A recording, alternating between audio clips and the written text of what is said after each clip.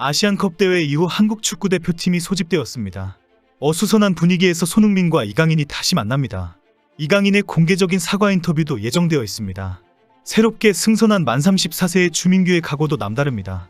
이런 와중에 손흥민의 인터뷰가 보도되었습니다. 복잡하고 힘든 심경이 그대로 드러나 있는 손흥민의 고백은 구구절절 애절하고 단호합니다. 분명한 목표와 헌신과 결단은 대표팀 선수들의 자세의 모범답안과 같습니다. 자라나는 청소년들의 롤모델이 되고도 남을 표현들이 쏟아졌습니다.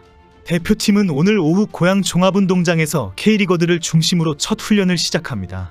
파주NFC는 임대 계약이 종료되었고 천안축구센터는 완공까지 수년이 남았기 때문입니다. 대표팀은 앞으로 몇 년간 호텔을 떠돌아다니며 비어있는 운동장을 찾아다니며 훈련을 해야 합니다. 해외파 선수들은 주말 경기를 치르고 한국으로 출발했기 때문에 내일 훈련부터 참가할 전망입니다. 손흥민과 이강인이 입국하는 공항에는 기자들과 팬들이 기다리고 있을 것입니다. 그리고 모두들 탁구게이트 이후에 심경을 물어보는 소란이 있을 것입니다.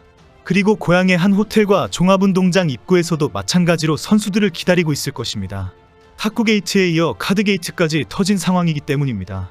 최근 알려진 카드게이트는 카타르 아시안컵을 앞두고 아랍에미리트 두바이에서 진행된 전지훈련 기간 축구협회 직원과 선수들이 밤늦게까지 카지노 칩까지 동원해가며 돈을 걸고 카드놀이를 했다는 충격적인 사실입니다. 축구협회는 판돈이 5만원 정도이고 가벼운 내기 수준이었다고 해명했지만 아무도 믿지 않는 분위기입니다. 한 번이 아니라 여러 차례에 걸쳐서 상당한 수준의 판돈으로 거액의 도박판이 수시로 펼쳐졌을 것이라고 의심하고 있습니다.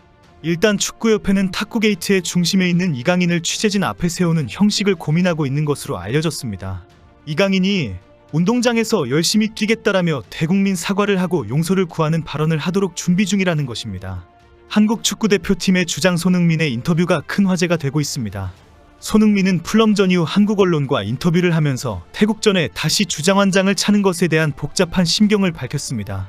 손흥민은 먼저 솔직히 나 자신만 생각하면 그만둘 수가 있었다라면서 은퇴 시기에 대해 언급했습니다. 그러나 손흥민은 나라를 위해서 끝까지 내가 할 수 있는 일들을 능력이 되는 안에서 정말 끝까지 하겠다는 약속을 축구 팬들하고 했다. 나는 그런 말에 대한 책임감을 가지고 있다라고 밝혔습니다. 이 약속을 지키기 위해 정말 오로지 팬들만 생각하고 한 번은 꼭 웃게 해드리고 싶다. 그런 날이 언제 올지는 모르겠지만 제가 할 수 있는 선에서 정말 최선을 다해서 할 것이다 라고 말했습니다. 손흥민은 이런 다짐을 말하면서 눈가가 촉촉해졌다고 합니다. 이 눈물은 충분히 획득할 수 있었던 아시안컵 우승 트로피를 놓친 기억이 다시 났기 때문으로 보입니다. 그리고 또 다시 새로운 다짐을 하는 자신에 대한 위로와 격려의 의미일 것입니다. 손흥민의 다음 발언은 더 의미심장하고 놀랍습니다. 태국전을 준비하는 국가대표 선수의 자세에 대해 충격적인 다짐이었습니다.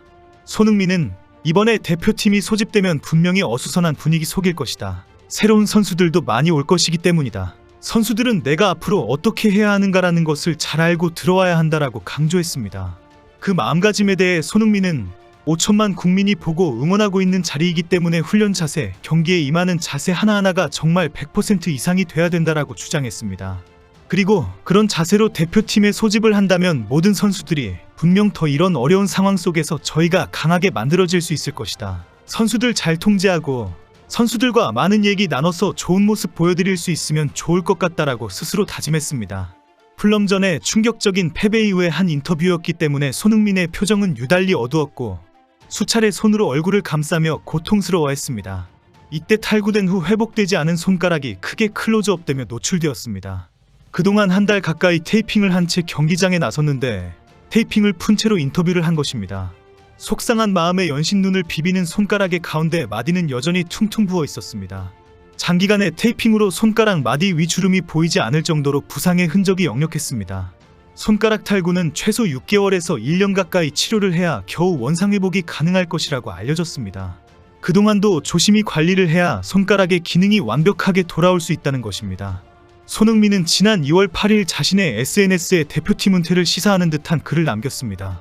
아시안컵 대회를 치르면서 국민들의 성원에 감사드린다는 인사와 함께 적은 표현 때문이었습니다. 당시 손흥민은 제가 주장으로서 부족했고 팀을 잘 이끌지 못했다. 그런데도 많은 사랑을 주시고 응원해 주셔서 대한민국 축구선수라는 것이 너무 자랑스러웠다. 감사하고 죄송하다라고 덧붙였습니다. 당시에는 탁구게이트가 터지기 전이었기 때문에 아시안컵 우승 트로피를 놓친 것에 큰 충격을 받았다라는 해석이 많았습니다. 동남아 최강인 태국은 지난해 일본 출신의 이시이 마사타다 감독이 지휘봉을 잡은 뒤 더 단단해졌다는 평가를 받고 있습니다. 카타르 아시안컵에서는 16강에 오르는 호성적을 냈고 이에 힘입어 피파 랭킹을 12계단이나 끌어올렸습니다. 이런 와중에 파리 생제르맹의 이강인은 오늘 새벽에 열린 리그원 26라운드에서 시즌 4호 골을 터뜨렸습니다. 이강인은 올 시즌 리그 2골 2도움을 포함해 공식전 4골 3도움을 기록 중입니다. 탁구게이트 사건이 알려진 뒤에도 한 골 1도움을 올리는 등 변함없는 활약을 보여주고 있습니다. 이번 대표팀에는 새로운 얼굴, 주민규와 정호연, 이명재가 합류합니다. 생애 처음으로 국가대표팀에 승선한 3명은 그동안 외면받아온 서름을 경기장에서 풀고 증명하겠다고 다짐했습니다. 특히 축구팬들로부터 늦게 핀 꽃이 더 아름답다는 걸개로 축하를 받고 있는 34세의 주민규와 31세의 이명재의 감회는 남다릅니다. 그동안 주민규는 파울루 벤투, 클린스만 전 감독의 외면을 받아왔습니다. 지난 2021년 22골, 지난해 17골을 넣어 득점왕을 차지했고 2022년에도 조규성에게 득점왕을 내주었지만 같은 17득점으로 활약을 했습니다. 황선홍 감독도 지난해 항저우 아시안게임을 앞두고 주민규를 와일드카드로 발탁하려고 했지만 소속팀 사정과 맞물리면서 이루어지지 않았습니다. 2022 시즌 광주에서 프로 데뷔한 정호연은 만 24세로 지난 시즌 K리그1 영플레이어상을 받았습니다. 정호연은 지난 2일 FC서울과의 개막전에서 중앙 미드필더로 90분 동안 폭발적인 활동량과 전진 본능으로 맹활약을 펼쳤습니다. 황 감독은 이미 지난해 10월 항저우 아시안게임 대표팀 명단에 정호연을 발탁해서 3연패의 주역으로 활용한 바 있습니다. 정호연은 특히 금메달을 다투는 일본과의 결승전에서 군더더기 없는 활약을 펼치며 큰 경기에 강한 면모를 보였습니다. 울산현대의 베테랑 레프트백 이명재는 대표팀의 취약 포지션인 측면 수비수의 핵심으로 기대를 모으고 있습니다. 2014년 프로에 데뷔한 이명재는 그동안 대표팀과 인연이 아예 없다가 울산에서의 맹활약으로 이번에 태극마크를 가슴에 달았습니다.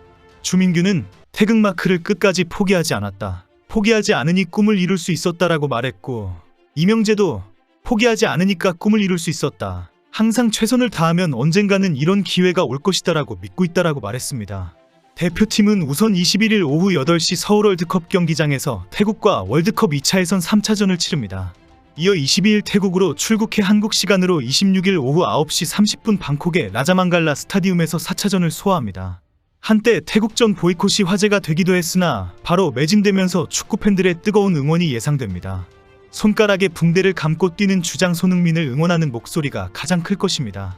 손흥민이 축구팬을 사랑하는 마음으로 해트트릭을 터뜨려주기를 기대합니다.